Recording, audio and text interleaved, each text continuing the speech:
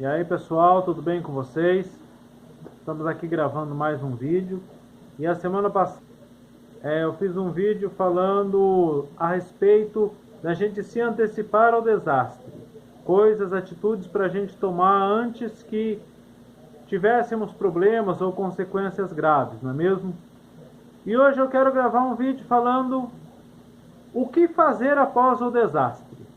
Depois que tudo já aconteceu, depois que você esqueceu de tomar as precauções, depois que você esqueceu a sua janela aberta e o ladrão entrou e roubou tua casa, depois que você esqueceu de dar atenção para a sua família e perdeu a sua família, depois que você esqueceu de ensinar os seus filhos nos caminhos do Senhor e eles já estão lá com a vida arruinada ou caminhando para um destino ruim, depois que você já administrou mal as suas finanças e já perdeu tudo, o que fazer agora? O que fazer depois do desastre? Se na semana passada eu procurei ensinar as atitudes a se tomar para evitar o desastre, que é o mais lógico, que é o mais justo, o mais interessante, tomar uma atitude, uma precaução antes que aconteça alguma coisa ruim, eu lembro de uma frase que eu aprendi muito legal. Se quer paz, prepare-se para a guerra.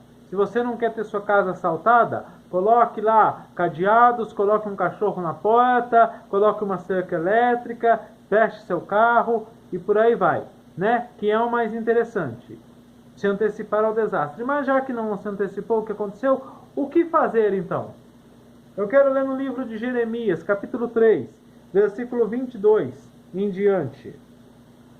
As misericórdias do Senhor são a causa de não sermos consumidos, porque as suas misericórdias não têm fim, renovam-se a cada manhã. Grande é a tua fidelidade. A minha porção é o Senhor, diz a minha alma, portanto nele esperarei. Bom é o Senhor para os que o buscam, para os que se esperam nele, para a alma que o buscam. Bom é aguardar a salvação do Senhor, e isso em silêncio. Bom é para o homem suportar o jugo da sua mocidade. Assente-se solitário, fique em silêncio, porquanto o Senhor o pôs sobre ele. Põe a boca no pó, talvez haja esperança. Dê face ao que te fere. Farte-se de afronta. O Senhor não rejeitará para sempre, pois ainda que entristeça alguém, usará de compaixão segundo a grandeza das suas misericórdias, porque não aflige e nem entristece de bom grado aos filhos dos homens. Então, depois que tudo de ruim aconteceu, depois que veio o desastre, o que fazer? Cair aos pés do Senhor, em arrependimento, em quebrantamento. Aceite o castigo, aceite o problema, porque um grande erro das pessoas é que elas não aceitam a consequência dos seus erros, elas não aceitam as consequências dos seus pecados. Eu lembro de uma igreja alguns anos atrás que você via que Deus estava estabelecendo um juízo naquela igreja, que cada dia alguém era exposto de um crime, um outro dia caía o prédio, enfim, você via que o juízo de Deus sendo estabelecido ali. E ao invés das pessoas se colocarem diante de Deus, se arrependerem e buscarem a salvação, não. Arrumavam toda quanto é desculpa. Não, Deus vai honrar. Isso é Deus mostrando que Ele está no nosso meio. Não.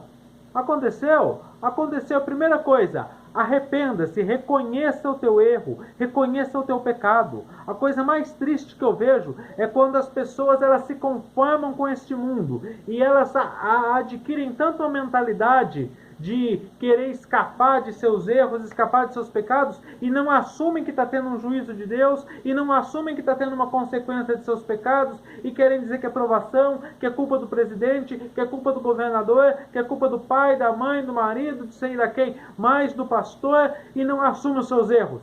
Então, primeira coisa, arrependa-se, reconheça seu erro, arrependa-se e clame ao Senhor. Busca, porque Ele é Deus de misericórdia. Peça perdão, peça misericórdia e espere o tempo de Deus para que Deus faça. Como diz o versículo aqui, farte-se de afronta, põe a tua cara no pó, se humilhe diante do Senhor, farte-se de afronta, aceite a colheita ruim que você está tendo e espera no Senhor. Espera no Senhor, aguarde a salvação do Senhor, suporte o jugo, o problema, porque o Senhor, Ele não te rejeitará para sempre. A Bíblia diz, veja aquele que é sincero em seu caminho, o seu futuro será de paz. Seja sincero diante de Deus. É muito triste quando a gente vê pessoas se desviando do Evangelho, por exemplo, se afastando da fé, e ao invés de reconhecer, não, eu fui vencido pelo mundo, eu fui vencido pelo pecado, e eu reconheço isso, essa pessoa culpando, eu não vou, eu me desviei porque sofri uma injustiça, porque me decepcionei com um homem, decepcionei com um pregador. Ô meu amigo, fala a verdade, você decepcionou com as pessoas, e daí? Você serve a Deus ou você serve as pessoas? Para você estar preocupado com a decepção que você sofre? E outra coisa, mais decepção que teve Jesus, que foi abandonado pelos seus discípulos, se ele deixasse de te salvar porque está decepcionado que o seu discípulo favorito, seu discípulo amigo aí o traiu, e o seu discípulo mais chegado fugiu e o negou, e aí? Se Paulo se decepcionasse porque foi traído por irmãos, porque foi sacaneado, porque foi castigado, não é assim. Primeiramente, é ter a vida centrada em Deus e em sua palavra, nada mais. E aí, se arrepender dos seus pecados, aceitar o tempo de tribulação e esperar no Senhor. O Senhor, Ele vai ouvir, as misericórdias dele são infinitas. Ele não rejeitará para sempre. Ele usará de compaixão. O rei Acabe pecou contra o Senhor e o Senhor ia o destruir. Ele se humilhou e se arrependeu. Deus mandou o profeta e falou, avisa ali, viu como que ele humilhou? Eu ia destruir, mas porque ele se humilhou, essa destruição não virá nos seus dias.